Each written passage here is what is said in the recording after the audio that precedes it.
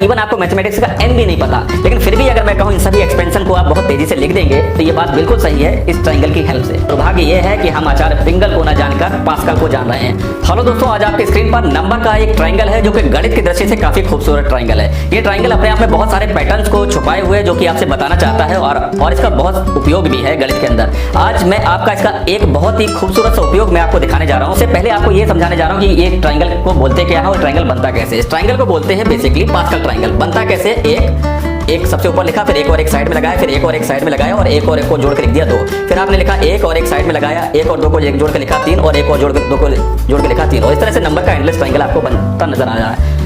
इस ट्रायंगल को Blaise Pascal जो कि जर्मन के एक मैथमेटिशियन थे उनके नाम पर इसको पास्कल ट्रायंगल बोला जाता है। लेकिन इससे पहले इस ट्रायंगल को चाइनीज में यांग हुई ट्रायंगल के नाम से भी जाना जाता है और उससे भी पहले इस ट्रायंगल को खयाम ट्रायंगल के नाम से भी जाना जाता है ईरान में। लेकिन आपको ये जान के बड़ी अचंभा होगा और हैरानी होगी, इस ट्रायंगल को सबसे पहले खोजने वाले एक इंडियन मैथमेटिशियन थे जिनका नाम था आचार्य पिंगल। तो सबसे पहले आचार्य पिंगल ने ईसा से 200 से 300 वर्ष पूर्व, एग्जैक्ट नहीं है, इस पास्कल ट्रायंगल जिसको हम जानते हैं इसका वर्णन अपनी एक बुक जिसको छंद्र शास्त्र बोलते हैं उसमें मेरु प्रस्तार नाम से इन्होंने पास्कल ट्रायंगल का पूरा एक्सप्लेनेशन दिया था। लेकिन दुर्भाग्य यह है कि हम आचार्य पिंगल को न जानकर पास्कल को जान रहे हैं। और जबकि आपको समझ में आ रहा होगा ये कितनी पुरानी ये खोज है और ये मैं उस टाइम के भारत की बात कर रहा हूँ जिसकी सीमा बंगाल की खाड़ी से लेकर और ईरान तक लगती थी। और इसमें आपको ये भी बता दो, इनका जो जन्म स्थान की बात का जिक्र जब आता है तो ये मिलता है कि इनका जन्म स्थान वर्तमान में पाकिस्तान के पेशावर प्रांत में इनका जन्म स्थान था और ये महर्षि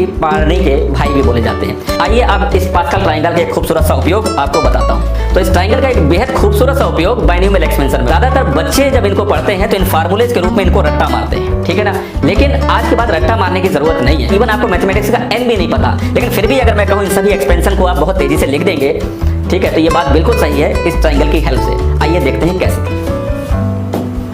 जैसे a प्लस बी की होल पावर 2 लिखा हुआ है। अब जो पैटर्न मैं बता रहा हूं बस उसको दिमाग में रखना है और कुछ भी नहीं है इसमें। जैसे पहले इसमें 2 वेरिएबल है a और b। सबसे पहले लिखना है a, पावर लगी है 2 तो यहाँ पे पावर 2 लिख देना है और a को डिक्रीजिंग वे में लिखना है पावर को। जैसे यहाँ पर a की पावर 2 हो गई, फिर a की पावर 1 लिखूंगा मैं और a की कहानी खत्म हो जाएगी। फिर लिखूंगा b से स्टार्ट करूंगा लास्ट में, b की पावर 2 और b को भी राइट टू लेफ्ट डिक्रीजिंग वे में लिखना है। यहाँ पर b की पावर 2 हो गई, b की पावर 1 हो गई और b की भी कहानी खत्म। बीच में लगाया प्लस, आप सभी नंबर के पीछे एक प्लस लगा देंगे और पावर लगी है 2 और यहाँ पर इस्तेमाल होगा इस पास्कल ट्रायंगल का। पास्कल की सेकंड रो आपसे कहती है 1 2, ये है सेकंड रो और इसके जो नंबर है 1 2 1 इसके बन जाएंगे कोफिशिएंट और आपको इन्हीं नंबर के आगे इनको लगा देना है। 1 लिखो या ना लिखो लेकिन 2 जरूर लिखना, 1 यहाँ पे लिखो या ना लिखो। तो इस तरह से क्या हो गया, a प्लस बी का होल पावर 2 हो गया।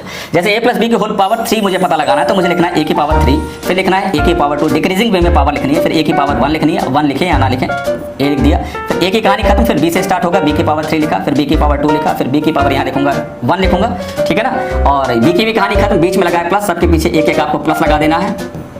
अब ये है 3, पावर है 3। पास्कल की थर्ड रो आपसे क्या कहती है, ये है थर्ड रो 1 2 3, इसके जो नंबर है 1 3 3 1 इसके कोफिशिएंट बन जाएंगे और इसको आपको यहाँ लिख देना है। 1 लिखो या ना लिखो लेकिन 3 और 3 जरूर लिखना, यहाँ पे 1 लिखो या ना लिखो। तो इस तरह क्या बन गया, a प्लस बी की होल पावर 3 का एक्सपेंशन हो गया।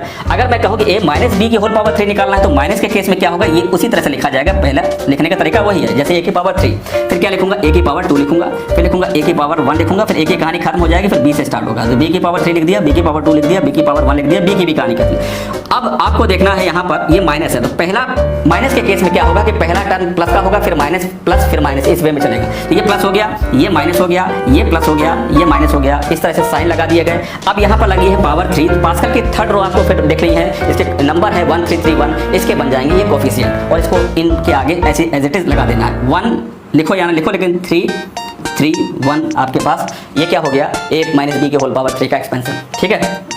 अब जैसे a प्लस बी की होल पावर 4 है तो a की पावर 4 लिखा, फिर लिखा a की पावर 3 लिखा, फिर लिखा a की पावर 2 लिखा, फिर लिखा a की पावर 1 लिखा, फिर a की कहानी खत्म, फिर b से स्टार्ट होगा, b की पावर 4, फिर b की पावर 3, फिर b की पावर 2, फिर b की पावर 1 और b की भी कहानी खत्म। ये पावर 4 है। पास्कल की फोर्थ रो आपसे क्या कहती है, ये है फोर्थ रो जिसके नंबर है 1 4 6 4 1 और ये इसके बन जाएंगे कोफिशिएंट। 1 लिखो या ना लिखो लेकिन 4 6 4 1 जरूर लिखना, ठीक है ना।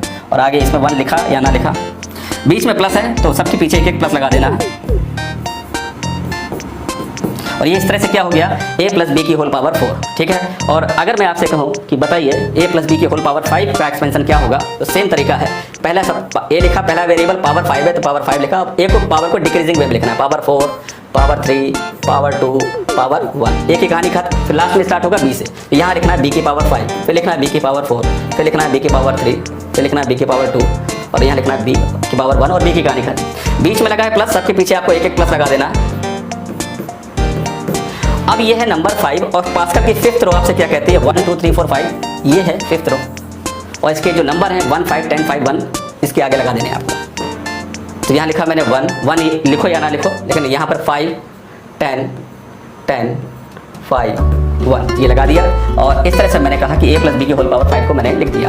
अगर ये a माइनस बी की होल पावर 5 बताना है तो आपको वही याद रखना है, 1 plus 1 minus 1 plus 1 minus 1 plus 1 minus.